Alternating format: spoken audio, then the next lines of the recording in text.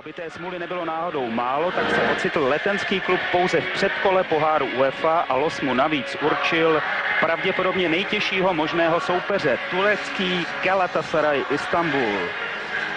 Turecký celek má v poslední době v Evropě více než slušné renomé. V sezonách 93-94 a v té následné poslední 94-95 účinkoval v nejprestižnější klubové soutěži starého kontinentu Lize mistrů.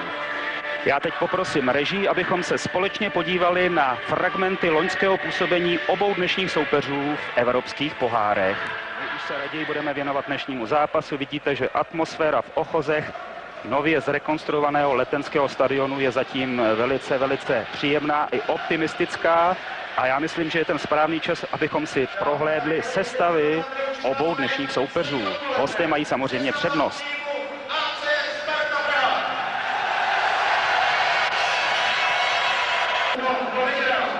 To jsou fanoušci Galatasaraye, kterých odhadujeme v hledišti takových 2000, možná 2,5. Podívejme se na sestavu Sparty. Je navla stejná jako v posledním ligovém utkání proti Baníku. V brance kapitán Petr Kouba. Na liberu bude mít nelehkou úlohu reprezentační 21letý fotbalista Tomáš Votava. Zprava s pětkou Michal Horňák v obraně. To je klasika. Uprostřed jediná nová posila Sparty v nové sezóně, ex-Ostravan Tomáš Řepka. Sedmičku bude mít zleva Roman Vonášek. V záloze zprava Lumír Mistr. Se šestkou bude operovat ve středu hrací plochy Václav Budka. Vedle něj s ofenzivnějšími úkoly s 11 Martin Frýdek. Zleva by měl situaci jistit obávaný bombardér Pavel Nedvěd. V útoku potom objev začínající sezony 201 cm vysoký Jan Koller a vedle něj neméně vysoký Vratislav Lokvenc. Této 11 dal důvěru inženýr Josef Jarabinský. Netřeba představovat, co vidíte na svých televizorech doma, pokud sledujete náš zápas. Vpravo v klasických rudých dresech a bílých trenýrkách Sparta Praha. To jsou její fanoušci. Pověstný kotel spartianských fans. Doufáme, že budou fandit v mezích slušného chování a že nezpůsobí Spartě nějaké problémy. Tady je trojice rozhodčích z Portugalska a s trojkou kapitán Bílend Korkmaz s celým jménem.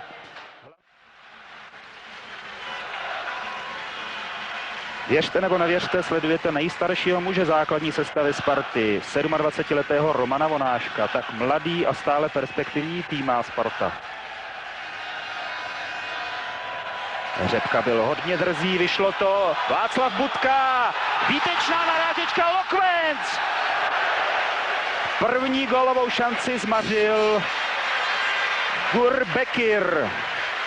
23letý odchovanec Galatasaraye, takže Bologlu Nezihy, kterého sledujete, nemusel zasahovat. První rohový kop. Jenom čelem lízl Jan Koller, rodák ze Smetanovy Lhoty, ten centr.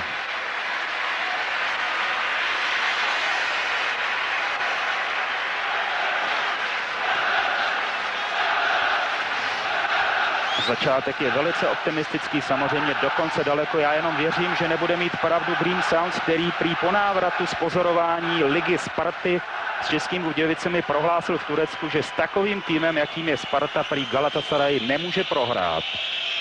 Doufejme, že se šeredně mýlil. Tam bude Tomáš Řepka, Frýdek, Nedvěd. A první pozdravení od nejnebezpečnějšího současného spartianského střelce ze střední vzdálenosti. Kustot Jarda Ján s chutí zatleskal a Nezihy musel předvést, že ovládá gymnastické prvky. Teď předvedl v praxi Tomáš Řepka, že je neuvěřitelně nepříjemným obráncem a odzbrojil za cenu nedovoleného zákroku Dlouhána Safeta. Saunders. Hakan. Teď předvádějí Turci, že mají výtečnou individuální techniku. Pozor! Málem se narodila první gólovka Galatasaraje. Horňák. Lokvénc na jeden dotek. Mistr si trochu dával přednost jako tanečník s Frýdkem, už je to v pořádku. Lokvénc, ničeho nic šanci! Jenom boční síť. 21letý Vratislav Lokvénc, přezdívaný Šoula po svém tatínkovi, který hrál také na velice dobré úrovni kopanou. Z Náchoda přes Hradec Králové zamířil až sem do Prahy na Letnou. V kádru Galatasaray je dalších 7 tureckých reprezentantů, současných či bývalých. Výtečně pochvalme Nedvěda, odzbrojil Saunderse. Frýdek. Koller. Nedvěd. Ještě Lokvénc. Ano, byl to faul Arifa Erdema a Sparta bude mít výhodu volného přímého kopu z velmi nebezpečné vzdálenosti od Meziho branky. Zleva nebo Pavel Nedvěd zprava, ještě si tam Suat diriguje své spoluhráče ve zdi, ve které jsou i Koller, Lokvénc a Mistr. 18. minuta. Věřme, že velice důležitý moment utkání. Pavel Nedvěd. A je to tam! Pavel Nedvěd dává první gól Sparty.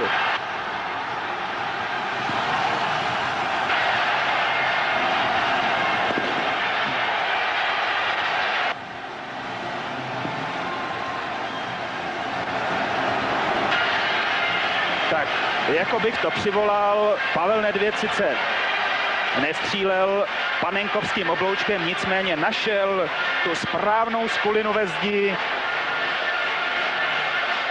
Brankář Nezihi Bologlu nestačil vůbec reagovat. O Jusufovi opět Tugaj, ale už Martin Frýdek. Lumír Mistr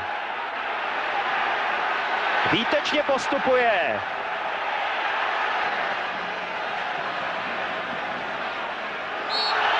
A nakonec si vykoledoval od Bekira faul. Tomáš Votava. Tam bude volný Michal Horňák, Koller.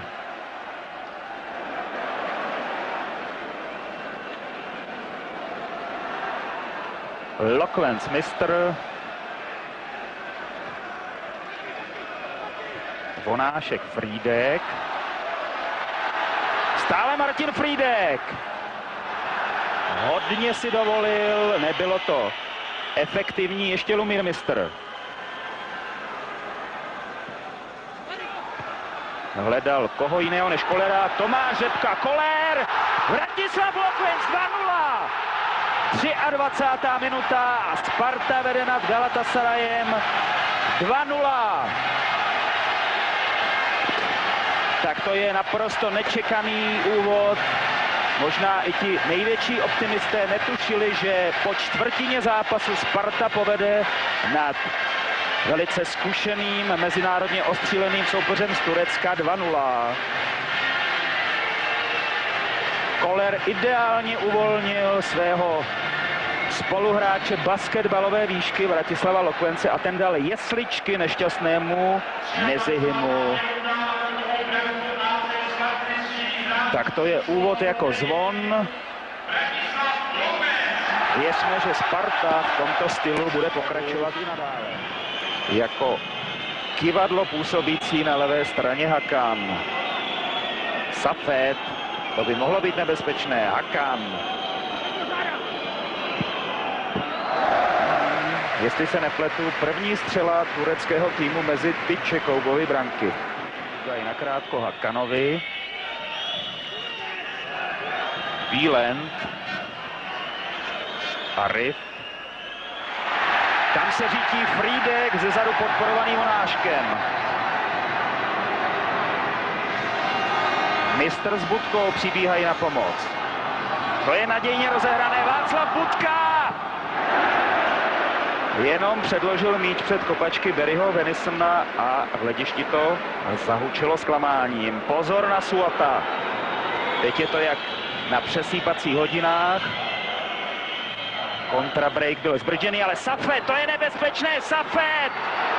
Fantastický koubal, ale Saundersovi už nezabránil. To je škoda, obrovská škoda. 11. minuta druhého poločasu. Dean Saunders stál ve správný čas na správném místě a Sparta musí zpytovat svědomí. To byla skvělá stahovačka Safeta. Neméně bravurní zákrok Petra Kouby, ale na tu dorážku by nestačil ani David Copperfield.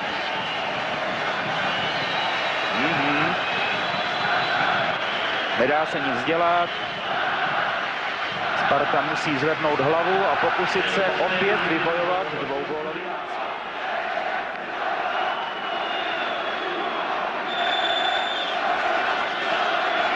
Standardní situace by mohla Spartě přinést šanci v pokutovém území. Koller Lokvens, to je samozřejmě Řepka jako skvělý hlavičkář do party.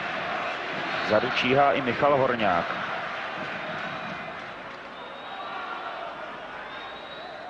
Mistr.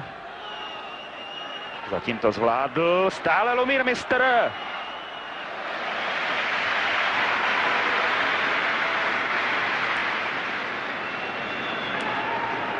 Jaromír Bosák, jestli jsem to dobře slyšel, zkusí vyspovídat Jana Kollera. Honzo, lize proti Ostravě skoro nejlepší na hřiště, ale tohle je přece trošku jiný zápas. No, Pavel Nedvěd! A je to 3-1, Pavel Nedvěd!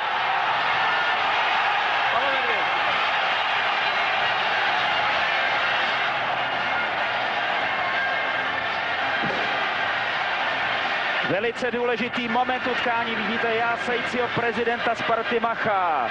Skvělá přihrávka Martina Frýdka a levačka Pavla Nedvěda. Možná byl ten míč trochu tečovaný. Dostává Spartu znovu do dvougólového vedení. Možná nám tento záběr odhalí, jestli Bekir tu střelu netečoval. Není to ale vůbec důležité, daleko důležitější je fakt, že Sparta vede od 28. minuty druhého poločasu opět rozdílem 2 gólů, tentokrát 3-1 a Nedvěd zaznamenal svůj druhý gól v tomto utkání. Možná teď bude chvilka pro Míru Bosáka a Jana Kollera.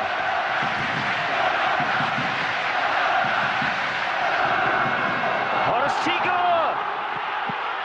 Je, co scházelo. Horst Siegl v první šanci při svém pobytu na hřišti.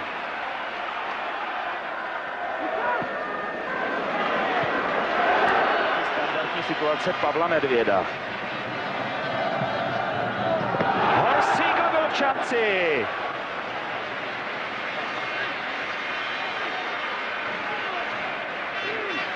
Škoda, přeškoda. Vltava. Siegl. A v tuto chvíli je dobojováno. Sparta porazila v úvodním zápase předkola poháru UEFA Galatasaray Istanbul 3-1. A já předám slovo Jaromíru Bosákovi, který nám určitě připraví nějaký zajímavý aktuální rozhovor. Ten zajímavý rozhovor tady připravuju s Josefem Chovancem, manažerem Sparty. Spokojenost na 90 na 100%. Tak veliká spokojenost, obrovský výkon našeho mužstva proti velice kvalitnímu týmu, z kterého šel velký respekt, ale vidíme, že na to naše mužstvo bylo dnešním utkání velice dobře s pomocí publika, svých příznivců, dosáhli toho, čeho doufali před zápasem a myslím, že výsledek, který jako skončil tohleto utkání, tak odpovídali předvedený hře.